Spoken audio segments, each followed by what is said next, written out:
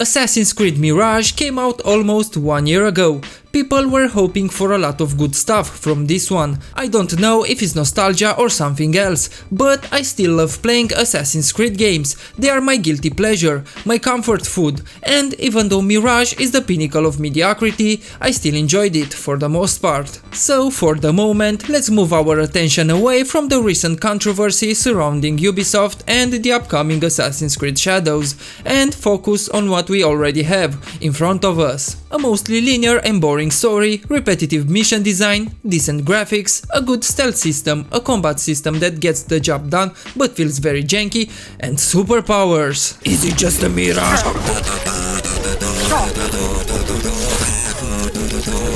The game starts with Basim, our main character, who wakes up from a nightmare and wets the bed like the big baby that he is. After that we start climbing and running on rooftops because walking on the ground like normal people is for filthy peasants. We stop at the local market to steal from some hard-working people, and after we stop by Darwish.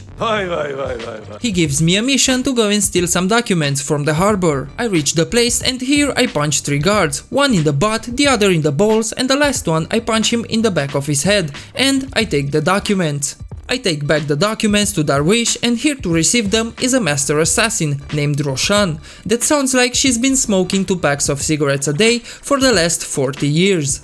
Hey boy. After that, we are told by a child that some shiny chest was delivered to the Winter Palace. Knowing that the assassins are after that chest, Basim decides to steal it to prove himself. We reach the palace and everything goes buttery smooth. Until it doesn't, when everything goes to shit because we get caught, and Nihal stabs the Khalifa, the ruler of the land, in the neck. I make my escape and I run back home, where I go to sleep in hopes that when I wake up all my problems will go away. Unfortunately that doesn't happen, as the guards are still looking for me, and now I feel depressed. Also, the fact that I wake up next to the woman that sounds like a dog choking on a bone doesn't help at all. She offers me to join her and the Hidden Ones to train and become an assassin. I refuse her because first I need to find my friend Nihal and make sure she's okay, because that's my ninja way. And also because Roshan scares me. After we meet with Nihal, Basim gets caught by the guards, but Roshan saves him, and now he doesn't have any choice but to join her. Arrived at the training grounds, I start learning stuff. I learn how to do the wackiest leap of faith, how to throw some knives, and also how to fight. But the most important thing I've learned is that growing your beard will make you look 10 times cooler. Now with my fully grown beard, they decided that I am good enough to go to Baghdad and hunt down the Order, a group of masked men that control the city from the shadows. The assassin costume they gave me is cool and all, but there is something about me nobody knows.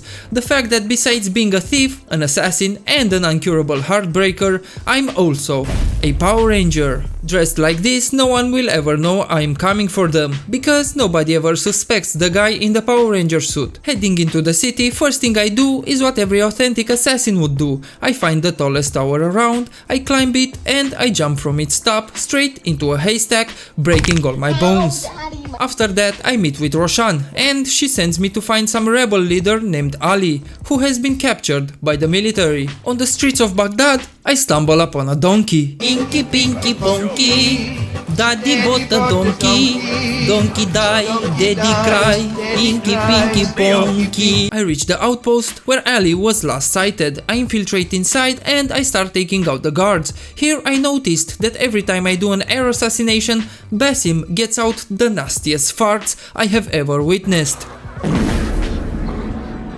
It's a power he developed as a child because he was shy of farting. He never farted, and because of that his farts went up to his head and mutated his brain. He was non-stop farting uncontrollably day and night after that, but with time and training he started to have control over his farts, storing them and only releasing them when he needed to, creating the ultimate weapon. Powerful farts that can knock out and sometimes kill, depends on what he ate that day, every living thing on a 20 to 30 meters radius. I learned from listening to this guard's conversation that there's a prisoner list in this outpost with Ali's location on it. I thank them for the information by giving them a quick and painless death. I find out that Ali is locked up in some prison.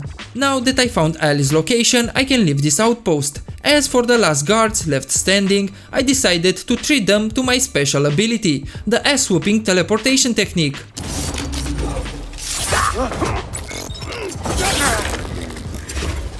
A very cool looking ability, but a pretty lame one, gameplay wise.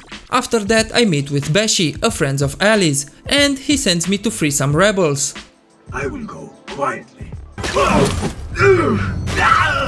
After I am done with that, I make my way towards the Damascus Gate prison, where Ali is held captive. First, I talk to some rebels and I ask them to help me lay siege on the prison, and they accept. We get over the wall, and while the guards were busy fighting the rebels, I sneak inside. I lit this guy on fire and I assassinate him, making the kill look even cooler. A guard spots me and I thought I was being smooth and stealthy, but another guard was waiting right next to me, thinking what everyone else thinks when they see me. Damn, this guy has a really big forehead. Anyways, putting my forehead aside, I really feel like I suck at stealth games. I can never complete a mission fully stealth, as I always get caught at some point. Please leave a like if you also suck at stealth games, and also if you have a really big forehead. Going deeper into the prison, I reach the cell where Ali is being tortured by the jailer, a big and scary guy feared by all prisoners.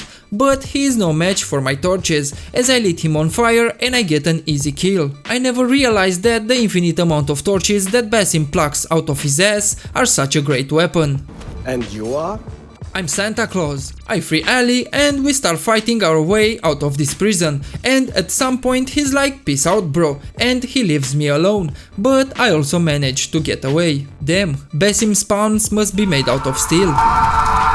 We all have a meeting, and Bashi busts in and tells us that Al-Ghul, a member of the Order, will be at the Caravanserai, a place where merchants from all over the land are gathering, so that's where I go next. Dinky dinky bonky, bonky ronky donkey. Once inside, a guard spots me. I run and I hide into a kissing booth. When he follows me there, I grab him, I pull him inside, and I start kissing him aggressively until I knock him out. Not even 10 seconds later, I get spotted once again, and the guard starts chasing me. Like, how do they know I am here to commit a murder? Makes me really wonder what gives me away. After some time, Al-Ghul finally shows his face and I get a chance to strike him down, and not gonna lie, Basim overdid it a little. Next up, I need to pay a visit to the House of Wisdom and investigate why Ahmed, one of our spies, hasn't responded in weeks. I get there and a man tells me that he will take me to him, but he just lured me into a trap, and they actually whooped my ass. On my second try I survive, and he tells me I should go to some excavation site, so that's where I go next. On my way there through the desert, I come across some wildlife, and here I was contemplating striking this animal down. And of course I didn't. What do you take me for? Some kind of cold-blooded killer? At the excavation site, I find from some chest that Ahmed is working with a doctor who's a member of the Order. So I go back into the city and I kill that doctor, and after that I confront Ahmed about it.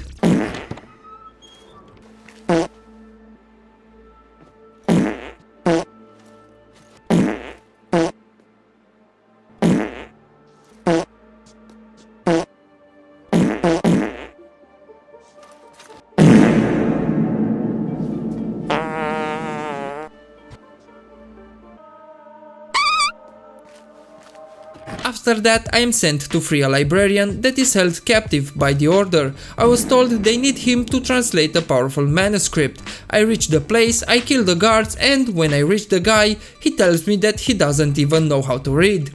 I can't read a single word. Like, who hired this guy? Anyways, after that I go back to the House of Wisdom, where another member of the Order is holding a lecture, so I will use this opportunity to take him out. He starts his lecture, but short after he leaves because he didn't feel safe in my presence. I really wonder what gave me away, but I managed to sneak into his dungeon, where he makes experiments on civilians, and I eliminate him. This is it for this video. If you enjoyed, please leave a like, subscribe, and I hope to see you in the next one. Goodbye.